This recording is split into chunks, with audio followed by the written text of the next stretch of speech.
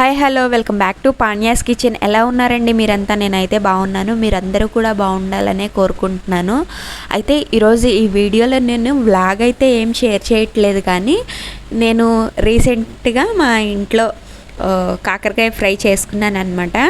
ఇది ఎందుకు చేశాను అంటే, గబక్కన వేరే ఏదన్నా పనులకు వెళ్ళినప్పుడు కానీ, లేకపోతే కర్రీ చేసుకోవడం కొంచెం ఇబ్బందిగా ఫీల్ అయినప్పుడు కానీ మనకి వెంటనే వేడివేడి అన్నంలోకి ఒక పొడి కారపొడి లాగా ఉంటుందని ఇట్లా చేస్తున్నాను అనమాట. ఇంకా రెసిపీ అయితే చిన్న క్లిప్స్ అది తీసుకున్నాను.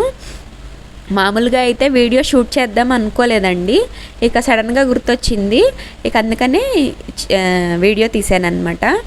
ఈ కాకరకాయని పైన చేదంతా ఉంటుంది కదా, అవన్నీ తరిగేసుకొని కొంచెం 4 చీలికల్లాగా కట్ చేసుకొని కొంచెం సేపు ఉప్పు పసుపు వేసేస్తే దాంట్లో ఎక్సెస్ పసరు అట్లాంటిది ఏమన్నా ఉన్నా కానీ మనకి వాటర్ రూపంలో బయటకు వచ్చేస్తుంది కదా, అలా ఒక హాఫ్ అన్ అవర్ అయితే పెట్టానండి. ఆ తర్వాత నేను ఆయిల్ వేసుకొని దీన్ని డీప్ ఫ్రై చేస్తున్నాను అనమాట.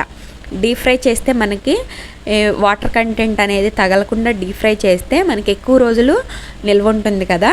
అందులో కంప్లీట్గా మనం హై ఫ్లేమ్లో పెట్టేసి చేసేస్తే పైన కాకరకాయ ముక్క మాడిపోతుంది కదా, లోపలేమో పచ్చిగా ఉంటుంది.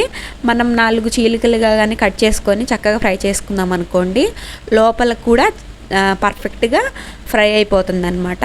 ఆ తర్వాత కొంచెం ఆయిల్ తీసుకొని వేరే బాండీలో పచ్చిమిర్చి ముక్కలు ఇంకా ఆనియన్స్ వేసేసి ఫ్రై చేస్తున్నాను. దాంట్లోనే ఉప్పు కారం ధనియా పొడి జీలకర్ర పొడి వేసేసి కొంచెం పసుపు వేసేసి ఆనియన్స్ ఫ్రై అయిన తర్వాత ఫ్రై చేసి పెట్టుకున్న కాకరకాయ ముక్కలు కూడా వేసేస్తున్నాను అనమాట. ఇక్కడ నేను సమ్మర్లో వంటగదిలో ఉంటే మామూలుగా వేడనిపీదు అని చూపిస్తున్నాను అనమాట. ఇందులో నేను ధనియాల పొడి జీలకర్ర పొడి వేసేస్తున్నాను. మీరు ఆ ఆనియన్స్ ఫ్రై అయ్యేటప్పుడు లైట్గా అల్లం చిన్నులపాయ పేస్ట్ కూడా వేసుకోవచ్చండి. నేనైతే అందులో సమ్మర్ కదా కొంచెం బాగా వేడి చేస్తుందని అల్లం చిన్నులపాయ పేస్ట్ అయితే వేసుకోలేదు. ఈ కారపొడి అయితే నేను పల్లియాను పుట్నాలు ప్లస్ అవిసె గింజలు ఎండుమిర్చి వేసుకొని కొంచెం ధనియాలు జీలకర్ర ఉప్పు వేసుకొని కారం చేసుకున్నాను. ఇదే కారపొడి నేను ఇడ్లీల్లోకి ఉప్మాల్లోకి కూడా వాడుకుంటానండి. ఇట్లా దొండకాయ వేపుడు కానీ బెండకాయ వేపుడు కానీ ఇట్లాంటివి చేసినప్పుడు ఇది వేసుకుంటాను అనమాట.